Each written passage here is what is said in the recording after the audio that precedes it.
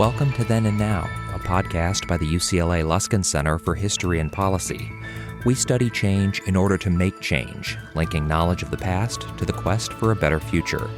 Every other week, we examine the most pressing issues of the day through a historical lens, helping us understand what happened then and what that means for us now. Hello, welcome to the fifth season of Then and Now. I'm David Myers, your host for today's episode and director of the UCLA Luskin Center for History and Policy, which sponsors the podcast. Mathematics is often deemed the purest of the sciences, the most abstract and perfect form of scientific knowledge. And yet, mathematical knowledge is produced in very particular contexts, times and places that vary from generation to generation. Today's guest, Professor Amir Alexander, is an historian of math who seeks to understand how mathematical knowledge is produced and used. He has produced a new book, Liberty's Grid, A Founding Father, A Mathematical Dreamland, and the Shaping of America, published by the University of Chicago Press. Professor Alexander, who teaches in the Luskin Department of History at UCLA, uncovers a fascinating chapter in which mathematics was used to survey, demarcate, and in a sense order the United States by dividing it into perfectly geometric blocks. The resulting grid reflected the vision of the new country held by Thomas Jefferson. Amir shows how Jefferson's vision won the day until it didn't. That is, when new modes of designing and dividing the territory of the country were introduced. Our conversation will take up this story and ask why it matters to us today. Welcome to Then and Now, Amir. Thank you so much for having me on. Well, let's jump right in. So you're an historian of math, and you've devoted 5 books to the subject. I'd like to ask you at the outset, what interests you about math, and how do you understand math as an historian? Well, math is a very strange construct because it is, in some ways, it is entirely invented, right? It is, it is something that just human beings, people just came up with and talk about. But at the same time, remarkably enough, it is also very powerful and very effective in describing the outside world.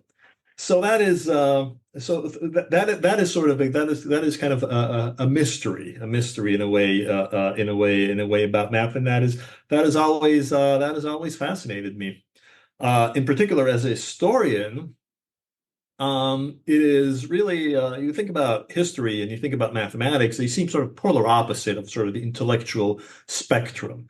Math, I mean, as it's described, it is universal. It is absolutely true. It is beautiful. It is pure. Exactly. And what is history? History is just one damn thing after another. I mean, you never know. It is all contingent, all unpredictable. It is this huge mess of whatever people choose to do at any given time. And yet, it is human beings who came up with math and human beings who live in very specific contexts at very specific points of time. Exactly. Your task as an historian of math is to understand math not as it's often described as sort of this articulation or elaboration of the purest principles of the operation of the universe, but as something embedded in time and space. And so I guess what I want to know as you engage in this kind of work, which is your life's work, what do you think math tells us about society? Well, different things at different times. I think fundamentally, math is what people at given time in different places think about as what I call the deepest order of the universe. That is, those truths that are just there, that cannot be disputed, that there's no way around them. It's not a matter of philosophy or faith or something. They are just there. They are just inevitable, like a Euclidean proof. Some of the angles of a triangle is 2 right angles, or what we call 180 degrees. Those kind of universal truths. But at different times, people were interested in different things about math, developed different kinds of mathematics, and they had the reasons to do that. So I think by looking at math, you really you're in a way looking about what people at different times and different places and different circumstances thought the inevitable, the indisputable order just has to Right. be. I mean, I guess that's it. When you think of your task as someone who contextualizes the evolution of math, you think of the different ways in which different regimes of math impose order in different ways. And that is something that comes up in your book, Liberty's Grid, which is your newest book, and it's about the way in which the United States was divided into these geometrically perfect grids or boxes that were part of what you call the Great American Grid. And in setting the stage for what will come in the United States, the nascent United States in the late 18th century, you talk about two models, Euclidean and Cartesian models of order. And I wonder if you could explain them for our audience. Yeah, and that's precisely an example of those two kind of universal orders, two kinds of mathematics that order the world in different ways. And the ordering it applies, to the physical world, but also to the human world, politics, religion, and so on. So what I mean by Euclidean is really that kind of the kind of mathematics that is modeled on Euclid's element. Euclid, geometer, lived in about 300 BC, and I think many of us encountered him at the very least, in high school.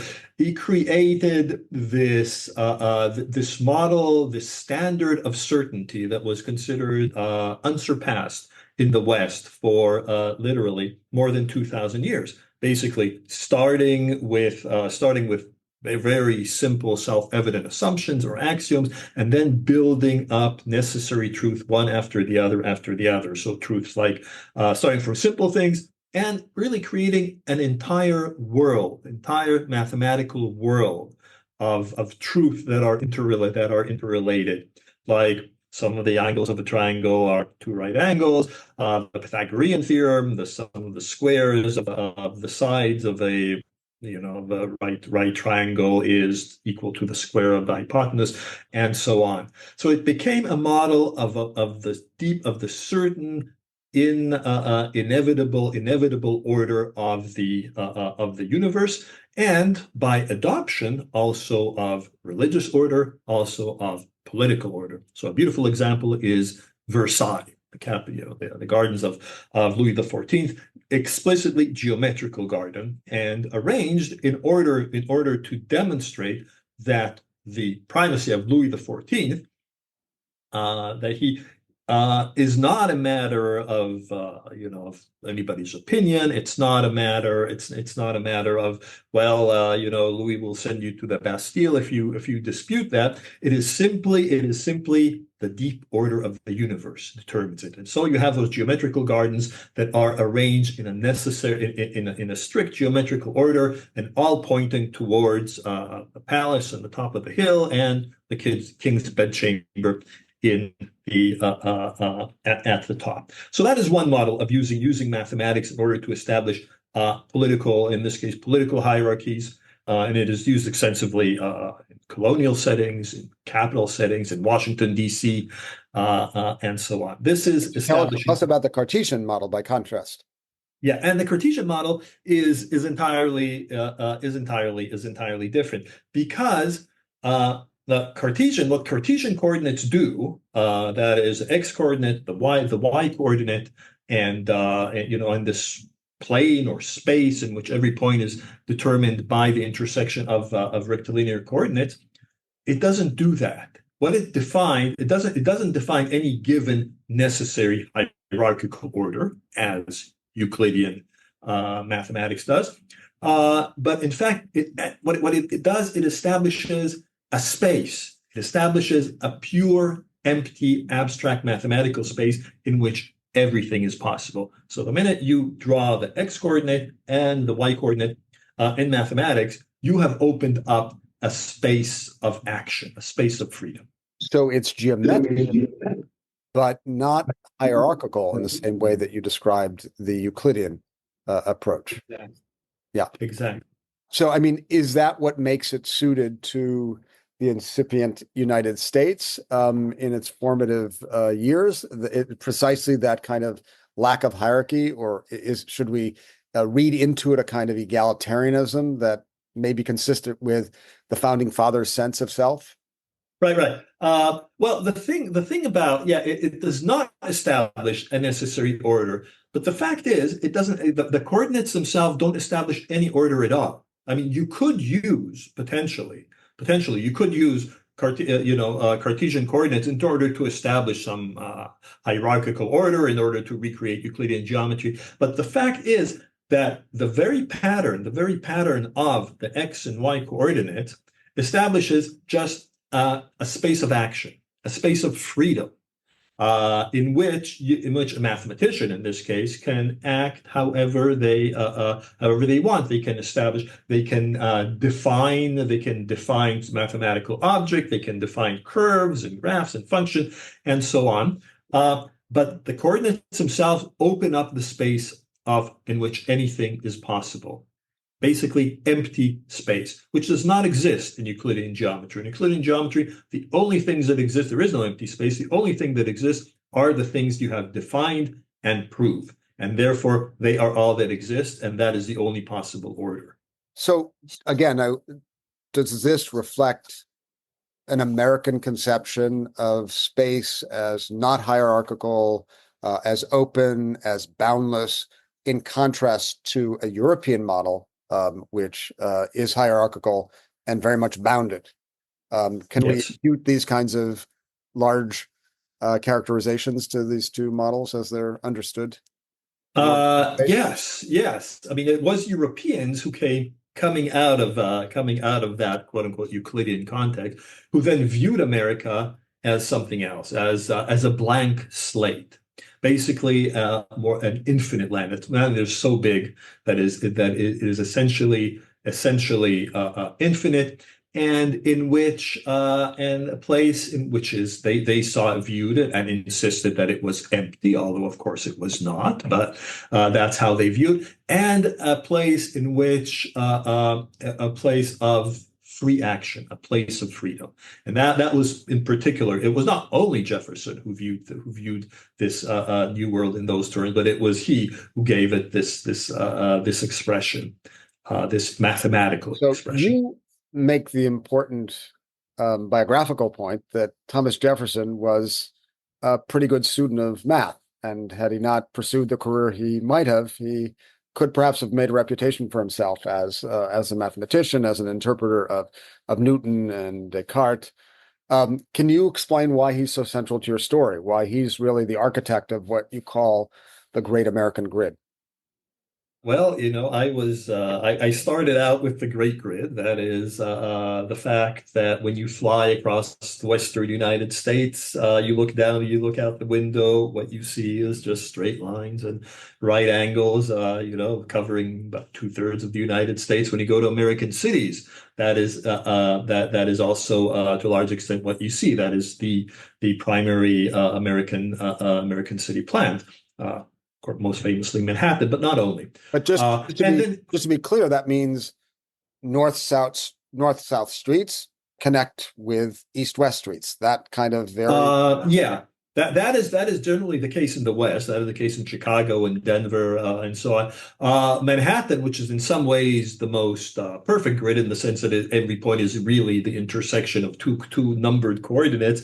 It is aligned with the axis of Manhattan, which is about 29 degrees off north-south. But when it comes to the West, it is exactly as is all of the rural grid that we see out the window. It is precisely north-south, east-west, one unified grid covering 2/3 of the country, and is in fact a Cartesian grid, because every one of those squares that we see is in fact numbered in the same way as the intersection of two coordinates, known in this case as a range and a township, fourth township, third range, and so on.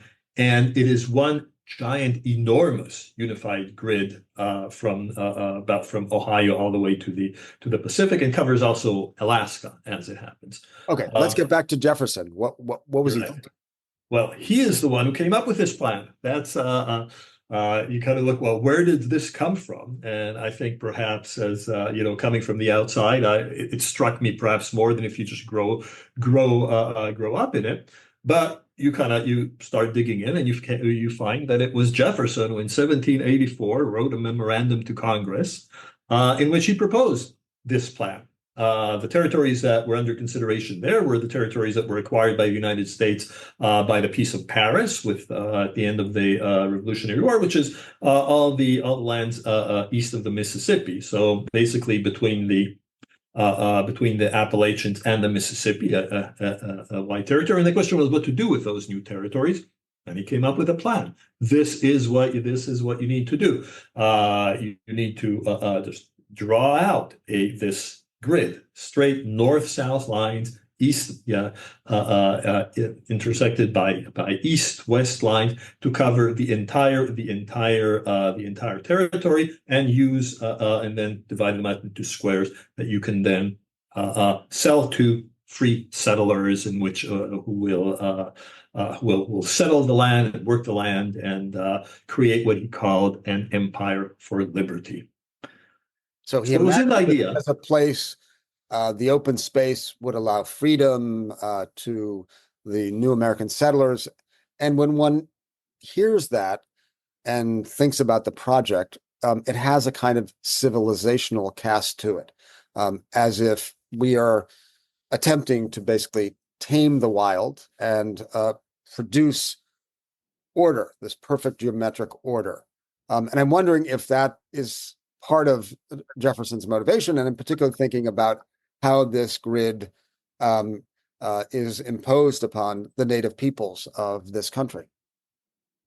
Right. So the native people certainly did not figure in this plan. It was, in a sense, it was taming, but it was in a sense imposing a mathematical ideal on what America is. I mean, because those lines, they ignore all geographical realities. They are there in mountains and valleys and forests and rivers and everywhere. And the square, if it might disappear for a minute because you're crossing the Rockies and you can't actually drive any little valley, it will suddenly reappear the very same grid. So the idea is of this whole space as an empty mathematical space of free of action.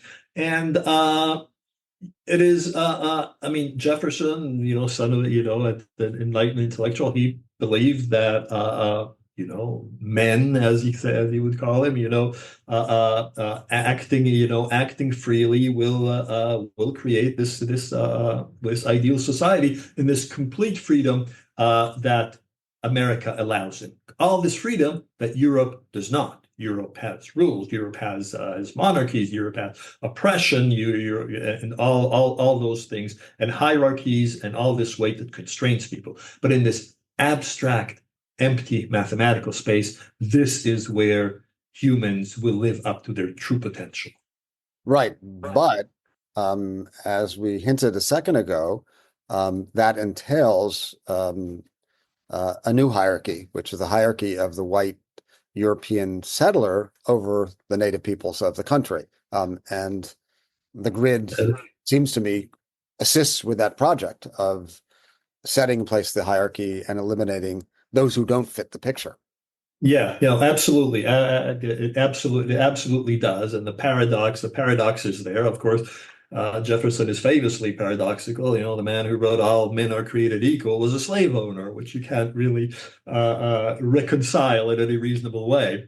And it is the same way. Jefferson was very interested in Native Americans. He wrote about them. He told their stories. In some ways, he idealized them. When it came to settlement, when it came to the actual space of America, in his eyes, they had absolutely no claim to that.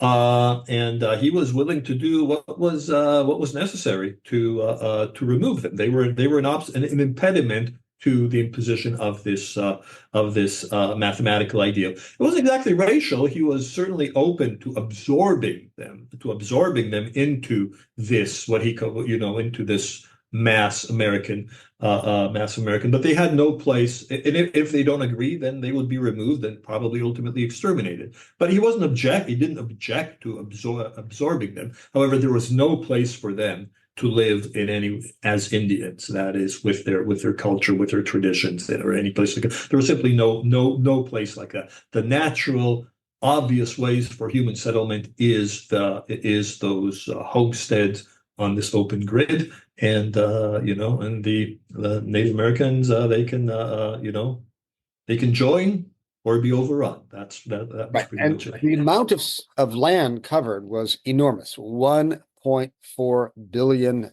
acres, Yeah. excluding the East. Why is that? Because that was already settled and Yeah. had its own logic to Yeah, work. yeah, exactly. The East was those were, though the East was mostly those were the areas that were already settled when in 1784 Jefferson made his proposal. And so along the eastern seaboard, the land divisions, if you look at them, are completely different. They're actually different in New England than they are, for example, in Virginia, reflecting different traditions, different practices, but nowhere is there any trace of this grand vision of turning an entire continent into what is basically graph paper, empty mathematical space. That does not exist anywhere on the East Coast, does not exist anywhere in Europe. It does not exist anywhere else at all, except in extensions of the grid, later extensions of the grid into its neighbors, like into Canada and northern Mexico. There you can see it, but it is an American And invention. you describe it as eminently impractical. Yeah, yeah, yeah. The argument was always, oh, this is just this is just a practical way of dividing land. But nobody else ever thought it was practical. It was practical at all. In fact, it was enormously difficult to do. And that's because it did not hew to topographical and otherwise geographic logic that the land presented. Yeah, locally precisely because of that, because as one of the critics, a Congress member at the time who was a critic of Jefferson's, the land is not square. Why should the plots be square? Because it doesn't fit. But also because it was technically, simply, he insisted it should be straight, north-south, east-west on this immense scale, which was simply, it turned out, actually beyond the capabilities of surveyors at the late 18th century. They tried, but they couldn't quite manage it. It took only in the 19th century was it even technologically feasible. So it was enormously hard to do. It served no purpose locally. In fact, it created problems locally, that you had to divide the land in a certain way that didn't make sense. It creates north-south. It creates the fact, even today, if you go, in areas that are gridded north-south, so the roads go, those lines are also roads that separate field, and they go up and down, up and down, up and down, because they have no accommodation of the natural features. If there's a creek anywhere, then then the same straight road will cross it like multiple times, even if it was very easily avoided. So for all these reasons, it was certainly not a practical solution. And George Washington, for one, thought it was crazy. Yeah, why do that? But the amazing thing. And yet the surveying continued and was completed in the 19th century. And as you note, in that same century, the 19th century, a competing model emerges to this perfect geometric design, or as you called, a checkerboard pattern of perfectly square plots. What was that competing model? Right. So the competing model. So this was the case as the competing model really originally arose in the cities, and specifically, in New York City. That is, this same checkerboard pattern with variation also became the model for American cities. So a little paradoxical, because Jefferson hated cities and he didn't make any allowances for them. But when they arose, they inevitably followed the grid that he had established, and in the case of Manhattan, it actually was imitating it on the scale of the island itself. So it was So at the time when Manhattan was turning into this gridded landscape, which erased all natural features, leveled all natural features, and transformed it into basically a mathematical landscape, a Cartesian grid. In the mid decades of the 19th century, sort of arose some strong opposition to this pattern. And they were, ultimately they were associated with the figure of Frederick Law Olmsted, but has some antecedents to that. But the concern was that a gridded landscape, a completely artificial landscape, is not the place that Jefferson thought, a place where humans can be true to themselves and free and enterprising. It is a trap. It is a trap for people who lose all connection to nature, all connections to the rhythms outside of the outside world, and that is responsible for all the urban ills. That is poverty and we see, as we know, homelessness, crime, all those things that were really felt as very threatening in these decades to the old established elite, especially with the waves of immigration of those strange people coming into New York. And the solution that they offered was the anti-grid. The grid is a trap, brings up the worst in human nature. What we need is reconnect with nature. And the first grand attempt for that was Central Park. Yeah, I want to get to that if I can in just a minute, but I'm curious to know if the exponents of the Great Grid align themselves with the doctrine or principles of manifest destiny as it takes form in the 19th century. I think it's very much implicit. I mean, I think in a lot of the things that I talk about Jefferson, it is you can already see. I mean, he didn't use the term; came later, but you clearly see this notion of endless expansion. He was clearly thinking about expanding throughout North America, even South America. He sometimes fantasized about, and it would all be turned into this great American empire, as he called it, and he insisted that this land will be it will have no different languages, no different cultures, no different race. It would all be just this uniform space. So it very much aligns with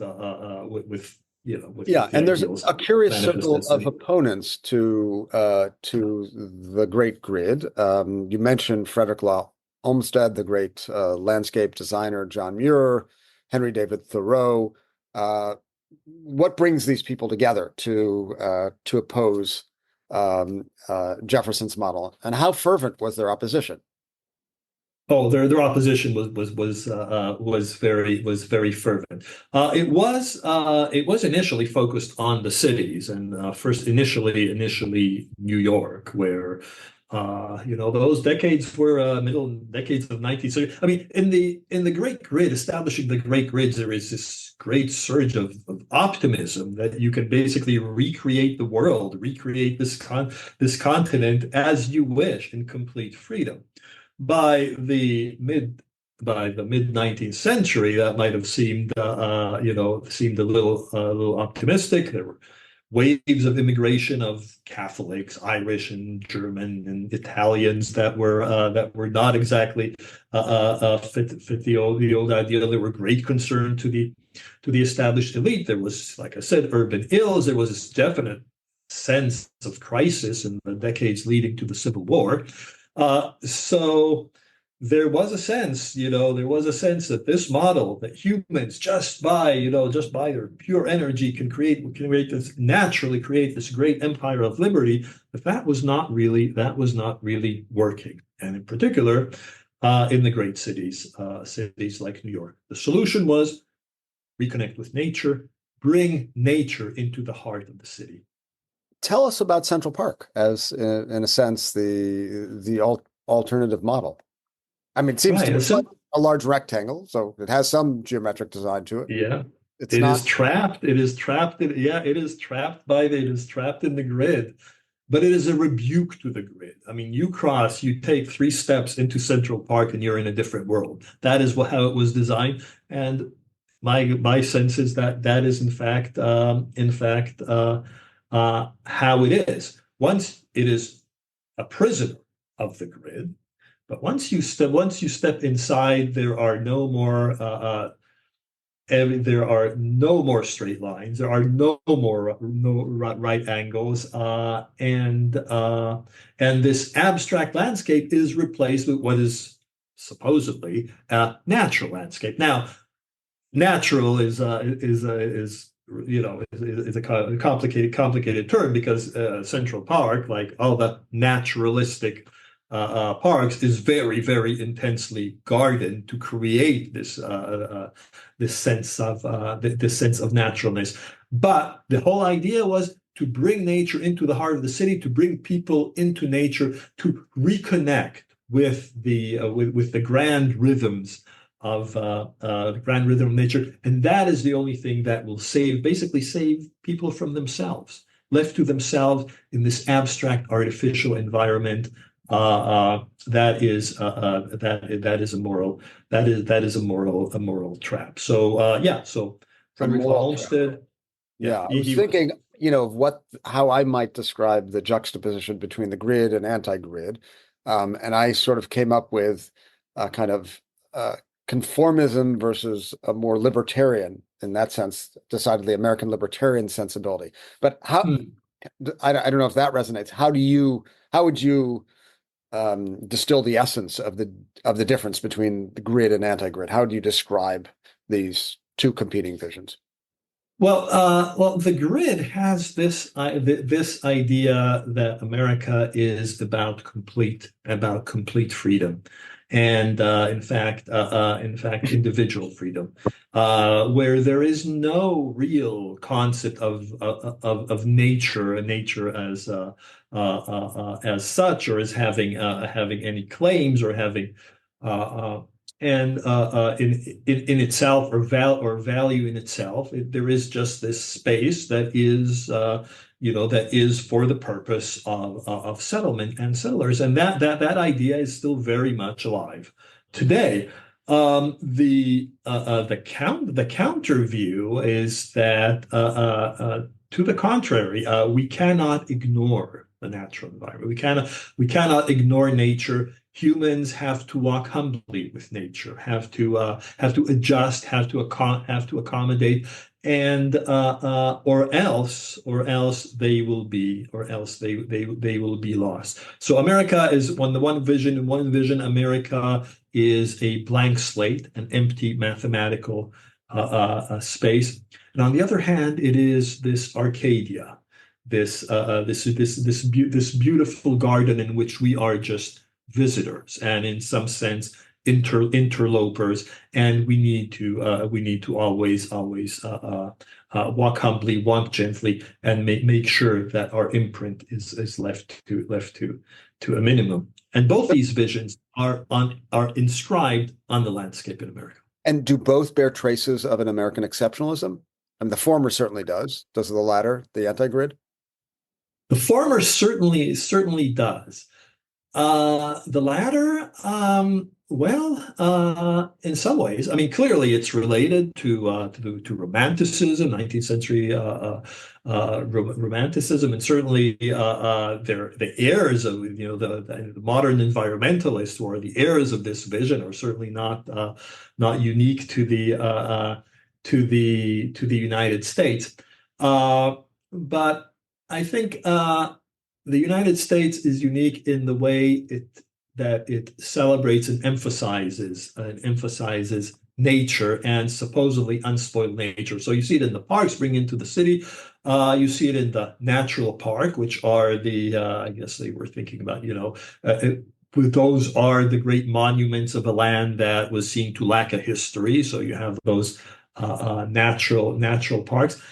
And I think ultimately the landscape that is created in the US, that is composed really of two incompatible patterns, is very uniquely American. Wherever you have the grid, whether in cities or in the countryside, you always have the anti-grid. Inside, you have Manhattan, and you have Central Park in the middle. You have naturalistic suburbs on the outskirts, constraining the grid, undermining it from the inside, constraining it from the outside, and yet it is always there. So wherever you have one, you have the other, and people can be very attached to those patterns. So, Amir, why should this matter to us today? Well, in some ways, I think those visions of America that are inscribed into the land are very much alive, and are very much are still alive, and still active today. I mean, sometimes in very dramatic way. For example, some years ago, I believe 2016, 2017, if people recall. There was the Malheur National Preserve in Oregon was invaded by followers of the Bundy family, and so on. And basically it was a clash between two competing, incompatible visions of the land and what it is for. The people who were basically people of the grid, I could call them, people who either grew up on the grid, in little towns on the grid, settlers, and one of them at least was in fact a rancher. Those are people who carry on this Jeffersonian vision. The only purpose of the land is to give it to people to build their house, to build their homes, to use and exploit, and so on. That is the only meaning and only reason why this land is there. Any intervention by the government to set off land for any other purpose is tyranny. That sounds extreme perhaps today, but it is also consistent with the very long-standing American tradition about what America is and what it is for. On the other side, you had people like you had scientists, you had environmentalists, you had bird watchers, you have people who are particularly devoted to the quote unquote anti-grid. That is, this preserve that sees nature as valuable and worthy and worthwhile in itself, and looks to protect and preserve and so on. So in some ways, you can see occasionally a direct clash, and politically, you can also follow those views into modern political division. Never perfectly, for sure, but the lands of the great grid, especially more the rural grid, correspond very well to what we call Red America today. There is a very good overlap, and this traditional ideal of American freedom is still very much alive there, versus the Olmstedians, the anti-gridders who you find more on the kind of, who are consistent with blue America. There's a kind of irony, which is that the gridders are the ones who are more inclined to be off the grid, as it were. Very true. Very true.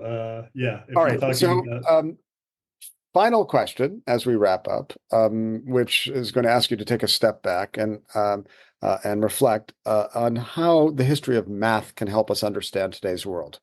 And I'm particularly thinking of the work of some of our colleagues at UCLA, like Safiya Noble and her book Algorithms of Oppression, or Todd Presner, The Ethics of the Algorithm.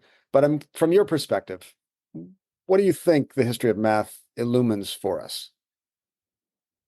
I think it can, my sense is looking at the world through mathematical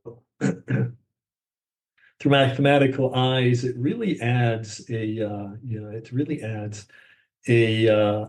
dimension to how we to the way we look at the world, to the way we understand the world. Because, like I said, math is like it really focuses on what the deepest order, the fundamental order that we think is really there. And if you look at the world through mathematical eyes, you find a lot of it. You find it, whether it's in the grid or in Versailles or in Washington or in or in Washington D.C., and you can see how and you can gain truly, a truly different, I think, different understanding, both about both about the kind of designs people had, the kind of beliefs people have, and also the way that those mathematical structures still structure our own lives.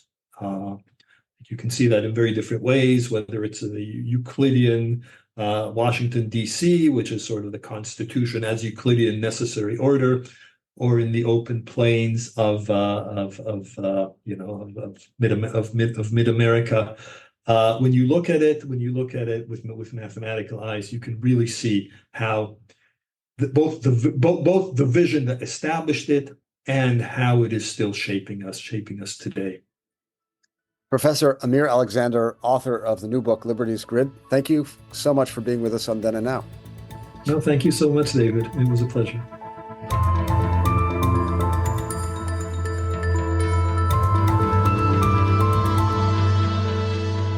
Thank you for listening to Then and Now, a podcast by the UCLA Luskin Center for History and Policy.